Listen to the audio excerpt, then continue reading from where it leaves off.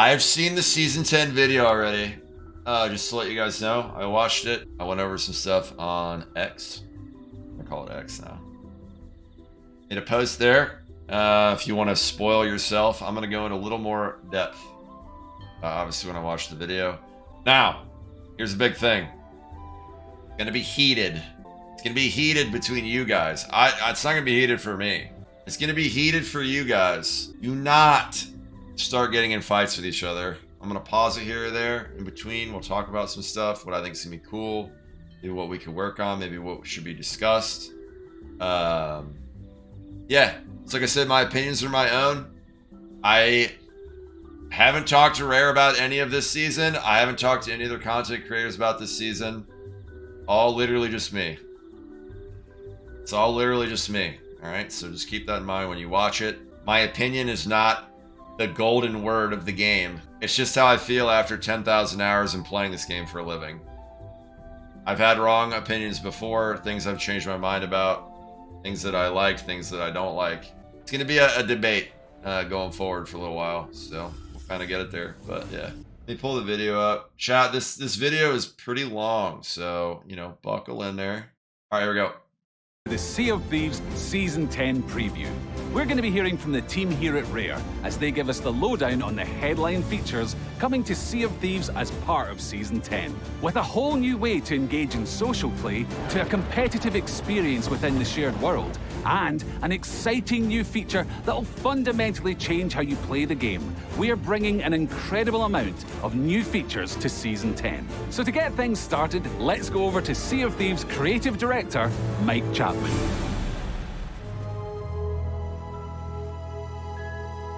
Hello everyone.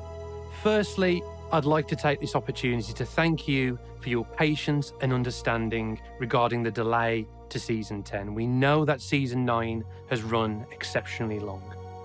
But what this means is that Season 10 will now very much be a super season. When Season 10 launches on October 19th, it will feature the experience originally planned for Season 10. But for November will include the experience we planned for Season 11. And for December, something a little bit different. A new way to play and enjoy Sea of Thieves. So it sounds like they're going to do some stuff in October and then add things as time goes on. At least that's how I interpret that. So something we've been thinking about for a very long time. But for now, I'm going to hand over to Shelley and James, who will talk you through the first feature that will be launching with Season 10 on October 19th, Guilds. In Season 10, we're introducing guilds, which is a new way for players to form meaningful bonds beyond their immediate crew and builds on the uniquely engaging social gameplay of Sea of Thieves. We believe that being part of a crew and playing together is one of the best ways to experience Sea of Thieves. We wanted to bring that experience to more players more regularly. Guilds bring players together under a shared name and identity with common goals, which really gives players that framework to experience the best of the shared social gameplay. With guilds, you can have 24 of your friends, or enemies if you like to keep them close, in the guild with you at any one time. We kept it at 24 so the experience was an intimate affair, making sure that you knew everyone who was contributing to your success. Any captain who has their own ship is able to create a new guild because you need that very first ship to be pledged into the guild. But beyond that, anybody can join the guild, whether they're a captain or not. When you set up a guild, you get to choose a few unique properties on it. You get to give it a name, something unique to speak to your guild members. You get to give it a motto to make sure that you're all striving for the same goal. And also you can choose the branding, the pictures, the iconography that really will show your guild off. Once you join a guild, you can pledge any of your captainships into the guild, and you can also choose whether or not to share it with your guildmates. If you share it, they can take it out even when you're not online. All your cosmetics and your identity, all your trinkets and paintings, everything will be as you left it, and they can even progress the captaincy milestones on that ship while you're offline. No matter whether you want to go and collect loot, whether you want to fight under the hourglass, any action you take in the Sea of Thieves will progress your milestones forward. Even better, you can progress while you're offline. Your friends can be sailing under your guild banner when you're away on holiday or asleep, so you'll come back refreshed and possibly with a shiny new hat. As everyone in your guild contributes to earning that shared guild reputation together, you will unlock new and unique rewards for you and your guild. And you can even earn a distinction at every 100 levels of reputation, unlocking further rewards. Guilds brings players together like never before, and we're super excited to see the guilds you create when Season 10 launches on October 19th. All right, so guilds is first. So, as far as the update goes, glad this is the first thing. We can kind of just talk about it. I don't know too much about it other than what they were just talking about as far as like how you can invite 24 people in. It's kind of like a shared like rep. So I don't think, like, for me personally, and probably a lot of like people like that don't really care about this feature, there might be some cool things with that for people that like really take the game like seriously, which is fine. Well, I do think it's cool that it gives you like the ability to get on and like do some things, you know, it's like as a group, because you're not gonna be like on the same server. You'll be on your own servers doing stuff. I do think in the same time they have to draw like a careful fine line with a game like this, because there's probably going to be a lot of communities also that like where they start off in a guild and people are going to start having like animosity towards each other too. So you got to be careful about that, because they're like, oh, you're not pulling your weight on the Black Pearl Guild. And then people are going to start getting pissed. There's some upsides to this as far as things that you can do, like like I said, kind of some goals you can set with like a small group of your friends, which I think is fine. I think they have to be careful though too that there's going to be some negatives there, which you know is not something you generally think about. That's just my guess about that. So I'm not really too sure how I feel about it. Like I said, it's not something I probably will use personally in the context of like, for instance, me, I have a big community, a big streamer. Like, I can't obviously let all of you guys be in a guild, right? Or like, it's like, oh, you let Billy Neutron into your guild. He's a viewer. Why did you not let me in? You see what I'm saying? It's like, I can't do it. So like as a content creator, that's something I can do. If I use the guild feature, it's just going to be something probably like the only immediate people that I play with. You know what I'm saying? Like people that I know really well. Like I'm not just going to like let anyone in, or I have to try to make that at least fair. And Nixlot's definitely not in. Yeah, so that's kind of my thoughts on guilds. Obviously, I think anything added to the game, like functionality, I think is fine. Like I said, it's something added. So as long as it's adding something for people to do in the game, I think it's cool. Is it kind of a weird feature because you can't have ships on the same server? Yeah, I think it's weird. But that's something I think that we'll have to see when the game actually puts it in. Like I said, I have to kind of see how it works. I think this is more kind of just like a flavor thing for me personally, but maybe there'll be more to it. I don't know. We'll see. We'll take a peek at it. In November, as part of Season 10, we're launching a brand new voyage called the Skull of Siren Song. The Skull of Siren Song is our first competitive voyage, and it'll see players share the same treasure maps and compete and race to collect a single piece of treasure. Like other world events, the Skull of Siren Song will appear randomly throughout your session, and when it's active, you'll see this ghostly note appear pinned into the mast, and you can interact with that, opt your crew into the event, and take part. Okay, so listen, before we get started here, like I said, I've seen this before. I think this is going to be sweet, personally, and we'll talk about it a little bit more. I hope there's more to it than just this note and a dagger, like maybe some sort of global notification, some sort of really noticeable sound that people is asking what it is. I think they need to like, this is cool. I like this idea. I think there needs to be more than this. There needs to be some other indicator. But yeah, we'll keep watching. When this voyage becomes active and you see that note on your mast, you know that every other crew in the server is also seeing that, and they become potential rivals as you all seek out the Skull of Siren Song. This sense of mystery around the other crews that may or may not be hunting down the same treasure as you provides real tension, especially to the start of these shared voyages. You'll spend much of your time scanning the horizon, searching for sails that could be approaching, with the view of taking your hard-earned treasure. So once you've accepted the voyage, the ghost of Captain Briggsy will appear on your ship, and set you on the hunt for the Skull of Siren Song. So it's this high-intensity race for all crews headed towards this one piece of treasure. At the start of the voyage, every crew who opts in will receive 2 maps. One leads to a key and the other to a chest. And once players have dug up those 2 items, they have to combine them to open the chest and retrieve the Skull of Siren Song. So in the early stages of the voyage, one crew might have the key and another might have the chest. And at any point, these items could come together or change hands, or a new ship may arrive and take both of them. And this kind of unpredictability makes these stages really exciting, as no one's quite sure what's about to happen, and you have to react to all sorts of different circumstances. So what I love about it is the quest isn't over till it's over.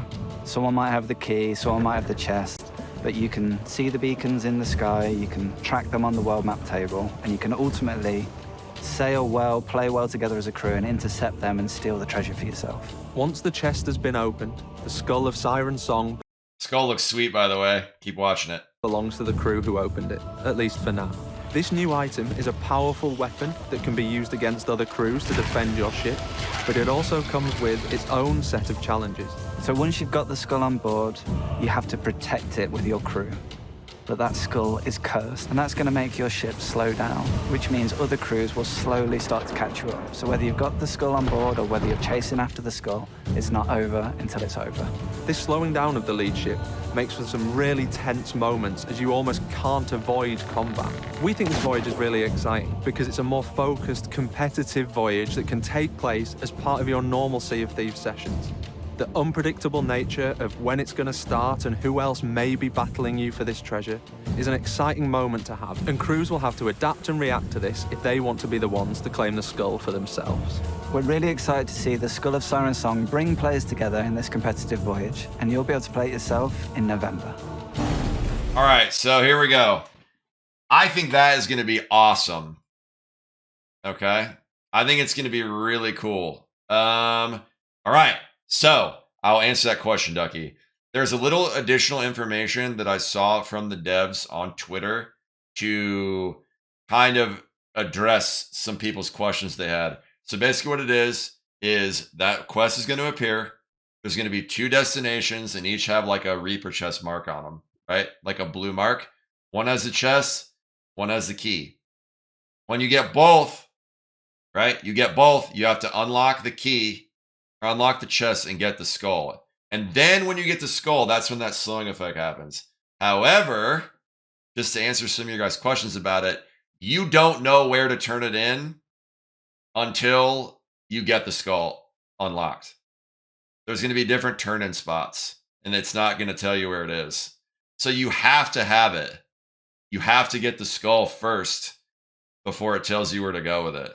So like, yeah, you can't just like go to Plunder Outpost and then open it up. You know what I'm saying? So it's going to be a little dynamic every time, which I think is a really good, was a really good decision by the devs to think of that ahead of time. Obviously, to camp. I don't know what the rewards are. I don't know anything about that. So yeah, we could see what's going to happen with that. Here's the thing, and this is going to lead into the next part of this video. This voyage, just like everything else, other world events that have happened in the past, how cool this is depends on how many people actually do it. Right? So like, is it going to be popping off for like a couple weeks? Absolutely. It's going to be insane. But think about like 2 months down the road, if I'm doing this by myself and no one cares, like some of the other stuff, right? You're going to be the only person going for it. So, that being said, we're going to lead that into the next part. I think this voyage is sweet. I think it's a really good idea. And I think that hopefully it's really fun.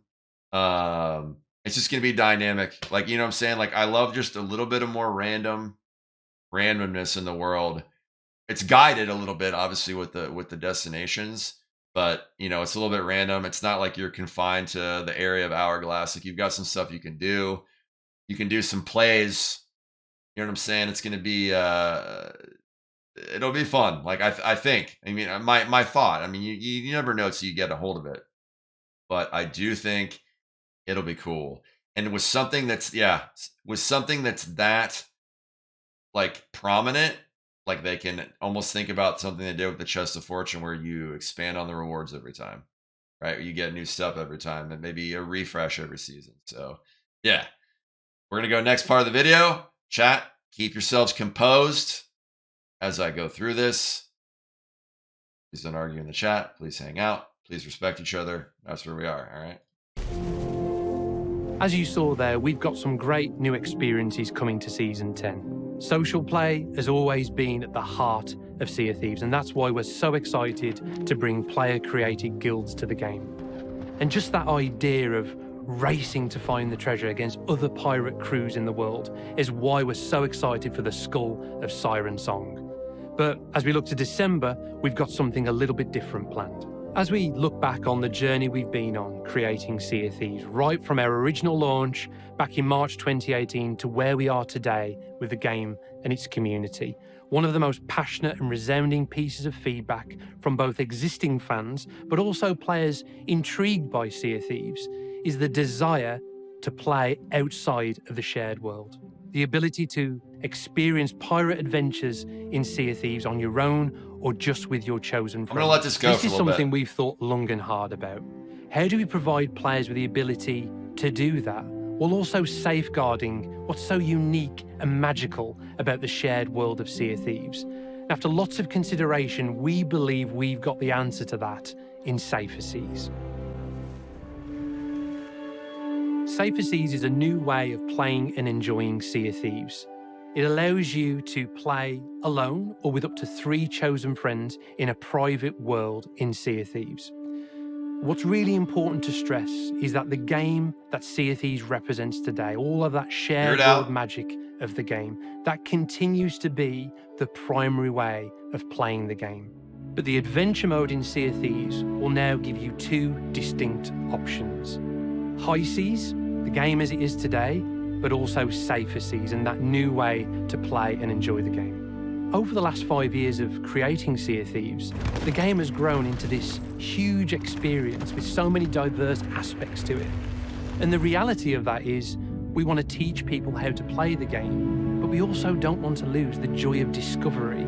So the way we think about Safer Seas is as a great way to learn the essentials of Sea of Thieves, to be able to learn the flow and the pace of the game before then moving on to High Seas. And alongside allowing newer players to get to grips with the game, it also allows experienced players to truly immerse themselves in the world and take it at their own pace, experiment and see everything the world's got to offer on their own terms. So we see Safer Seas as very much a complementary way of enjoying Sea of Thieves, a new way to enjoy the game with your friends or to immerse yourself in the world. Safer Seas won't evolve separately with its own unique features. It just provides that new window into experiencing Sea of Thieves for the first time. So when we think about the specifics of what progression means in Safer Seas, as I mentioned earlier, we want this to be a way to learn about the game, learn about the systems and how to progress in the game. So players will earn progression in certain trading companies, but it will be at 30% of the value of what you'd earn in High Seas. So both progression and gold will be earned, but at 30%. In terms of progression in trading companies, your progression will be limited to level 40. So the choice... All right, so that's important, chat. That's important, all right? So let's talk about that for a second. Let's just hit it. 30% gold, right? That's a pretty big cut. And yeah. Level 40, chat, to me, and maybe I'm wrong, I haven't leveled a character in forever. But I'm under the assumption that level 40 is like you could like trip over a chest and you could get level 40. Like level 40 is like nothing, right? Can't you get that so fast? Yeah, like level 40 is like super, super, super easy. And 30% gold, okay? So let's hear the rest of it. There's more. There's more restrictions. There's more restrictions. with that cap is very much deliberate. We want you to be able to experience all the multitude of unique voyages across those trading companies and experience what it feels like to move up through the promotions of each of those trading companies. But crucially, you won't be able to become a pirate legend in safer seas. And in fact, the Athena's Fortune trading company that represents pirate legends, its voyages, its activities, commendations, rewards won't be available at all in safer seas. So alongside that, there's a whole host of experiences. I'm going to pause that for you guys. Key features exclusive to high seas, which is what we have now. Pirate legend, earn reputation for Athena and Reapers, hourglass, captaincy, sails part of the guild, sailed as an emissary, live events such as Golden Glory. Okay, so these are the things that are exclusive. So you can't do any Athena stuff, right? Obviously, there's no Reapers because you're by yourself. I guess you can't. So you can't do Reapers either. All right. So yeah, I think that's honestly like pretty good, personally. You know what I'm saying? So yeah. So also, what I would add to this, which may or may not be a thing. I don't know if the devs have talked about it. I don't know if anyone has discussed that with the developers. I think they should probably add to this, which they may have already. I think they should probably be able to leave regular skull forts in, maybe, to show people how to do it. I think they should exclude Fort of Fortunes. I think they should exclude Fort of the Dams. I don't know if that's a thing or not. Okay? Not 100% certain. So that's something I think that needs to be addressed. So yeah, no Fort of Fortune, no Fort of the Damned. The other stuff, I'd say okay, maybe. And then another thing that I think is going to add, and this is going to be the biggest point of contention, which I agree with. So overall, just hear me out here, because I'm going to talk about some more things, like as far as new players or content creators. I think they need to really be careful what they do with commendations. And I'm going to be honest, for me, like personally, as a person that's played this game a ton, it's part of my job. I don't care. You know what I'm saying? I personally don't care, but I know I'm not most people. And so I see your guys' side of it. Okay. I think for the sake of people that do really care about it and do put the time in and do want to do stuff, I don't think you should be able to get at least some sort of really big restriction on combinations. But like I said, not up to me. I'm not going to lose any sleep over it, but I'm looking out for the health of the game, and I'm looking out for you guys. So that's how I feel. So I don't know where that line is, but I feel like that is something that definitely needs to be addressed. So again, no Fort of the Damned, no Fort of Fortune at all. I think they need to be really careful on commendations. I think that's the big thing that they're going to have to be careful of here.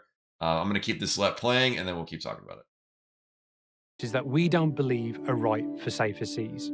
The PvP focus of the Reaper's Bones and the ability to play as the factions as part of that PvP gameplay, that won't be available in safer seas. The ability to purchase and captain your own ship, the ability to join one of these newly added player-created guilds, and the ability to play as a trading company emissary. These are features that will remain solely available on high seas. So high seas very much remains that primary and aspirational mode of play in Sea of Thieves. But safer seas provides you this alternative way to learn the basics, the rhythm and pace of the game. There's a lot more to share, and we'll be sharing specifics about what's available in each mode as we get close. Pause this really quick. Progress up to level 40 in all trading companies except Reaper's Bones and Athena's Fortune. Okay. Earn gold and reputation at a reduced rate. I don't know if that's necessary. I don't know why you would have reduced rep if you can only get to level 40. I don't know why that would matter, but whatever. Unless that's trying to make people like want to leave and get more rep. I guess at that point it's like, are you getting bored of safe seas yet, and do you want to go to high seas? So I guess that's cool. I mean, I guess that's okay. Season rewards, same rate. It takes an hour anyway, so we're not going to worry about that. This, I think, is great, and I've said this forever. Play through Tall Tales solo with your friends. This is going to hopefully take all the Tall Talers and move them away from one of my precious 5 to 6 server slots. So go ahead and please go use it. Work towards all applicable commendations and achievements. That needs to be looked at. Rare, I know, hopefully, I know you guys watch my YouTube videos after the fact. Someone might even be in chat. You guys need to think about this one. This one's is what's going to burn everybody. This is what's going to get them angry. Is this guy right here. So look at this. Think about it. Think about what you need to maybe flip a couple levers, flip a switch, and work on the commendations and achievements, because I think that's where you're going to get the huge blowback. Because like I said, I think with some goodwill towards the community, and after I kind of explain a little bit more why I actually think that Safe Seas is a good idea, I think if you put a little more goodwill towards this, I think it would go over a lot better. That's just me. But we'll keep talking about it.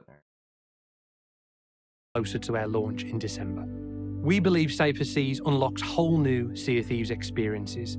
That idea of going on a pirate adventure with your family, exploring the world at your own pace, the ability to immerse yourself in the storytelling of the world, playing all of those tall tales, maybe going on a fishing trip with your friends, or capturing cool video content to share.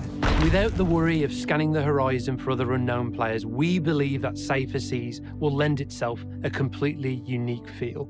This is very much your story in a private world, and we believe that complements the adventures that you can have on the high seas. This is the right time to bring Safer Seas to the game.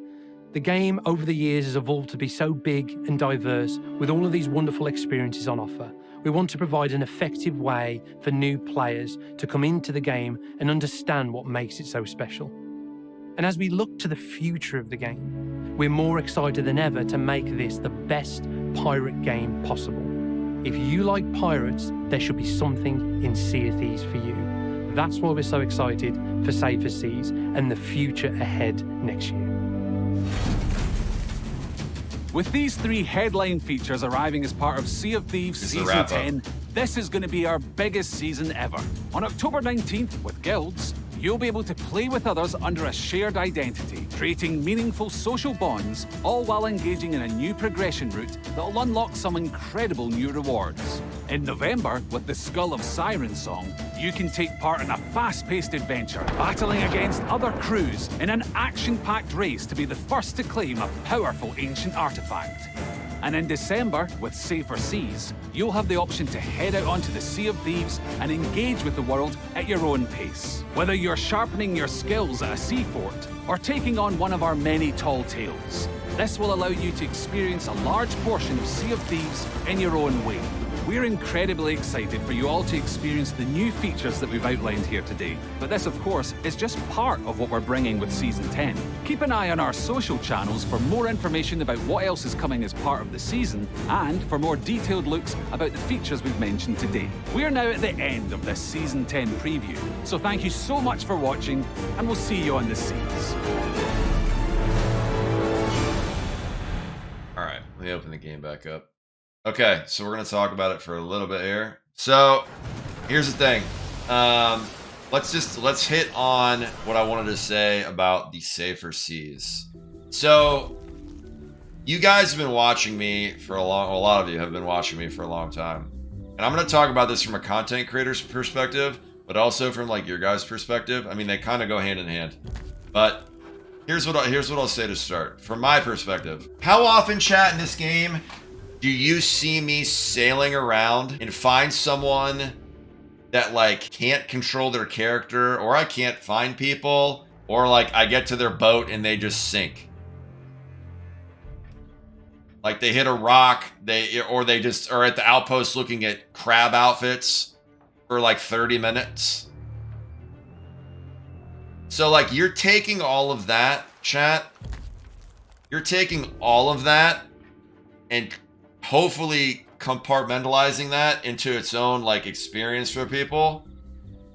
You know what I'm saying? And it's gonna give me, and all of you guys that are veterans of the game, it's gonna give you more people that are at least going to actually be able to function. Like they're gonna be able to function on your servers doing a quest. Okay? So like even if, you know, they might be level 40, they might be like, hey, we're gonna go do a quest. They at least know how to do that. It's not a guy like walking in a circle around his mast that doesn't know his plank hotkey and literally can't repair his boat when he hits the dock on the way out. You see what I'm saying? So like you're taking all of the people that are really making the game feel slow, which to me, honestly, I mean, obviously I played the game a long time. Like I feel like the game a lot of the times now feels pretty slow. But that's mostly because I'm just looking for people that are actually actively participating in this sandbox in a way that's meaningful to me or to any of you that are maybe looking to pirate or to steal or to sneak. You know what I'm saying? There's going to be a lot of stuff there. World events. I've had people that said that are scared that I've talked to. They're scared of a world event. That's -1 person at a skull fort. That's -1 person doing a ghost fleet. Right? So you're taking these people out of the equations, people that want to do tall tales, guys at Shores of Gold. That takes a ship out of here. Right? It's like you're basically taking all of the people that aren't really providing any meaningful, and I'll say content in the terms of like me or you guys, like content for you, content for like a streamer or a YouTuber, right? You're taking these pieces out of the you know, out of the pool that are actually actively making my day and your days more boring, because they're going to fill the servers up anyways with 5 to 6 ships, whatever they're given allowances. I don't know how they do it or how they change it. So for me, on a personal level, I think that it's good to remove people that are just going to be fishing, just doing a tall tale, learning to do a dig quest. None of that matters to me. And if you think about this here, think about the one thing that you may lose are maybe some funny new hot mics. That was pretty much gone when they did Xbox servers anyways. As soon as that happened, hot mics got reduced by like 90% as far as content goes. I'm talking from a personal perspective now.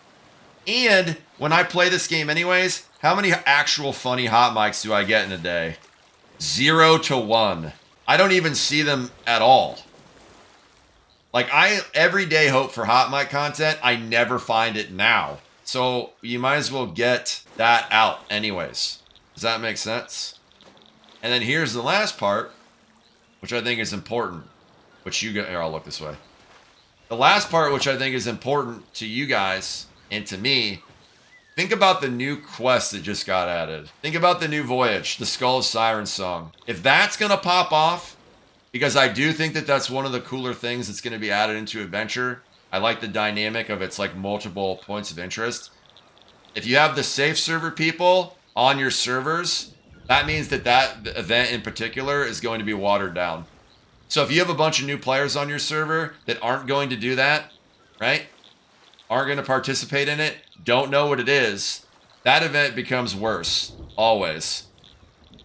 Right? So that's the idea there, that at least your servers are getting populated with 4 to 6 players or 4 to 6 ships of people that can function at a basic level, help make the experience more enjoyable for everyone because they're actively able to play the game a little bit. So that is my thoughts. That is my thoughts. Because you have to understand, chat, putting people in pools of safe servers doesn't decrease the amount of people that are in my server. This server has 4 to 6 ships. What is this hit reg? Not pissed. What is this hit reg? See what I'm saying? It's 4 to 6 ships on a server, regardless. Dead. So in my example right there, I was the Safe Seas player, not doing anything. Does that make sense? So in my example, I am the Safe Seas player there, not doing anything, wasting a server slot. It's the exact It's the exact thing that I was talking about. How I was sitting there doing nothing, holding a slot, right?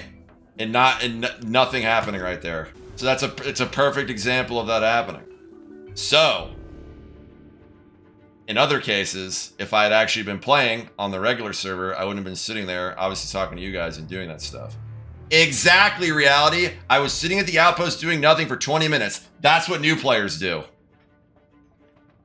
It's exactly what happens. So, ironically, that was perfect. Obviously, there needs to be some more things done as far as commendations. I think that's going to be a big one.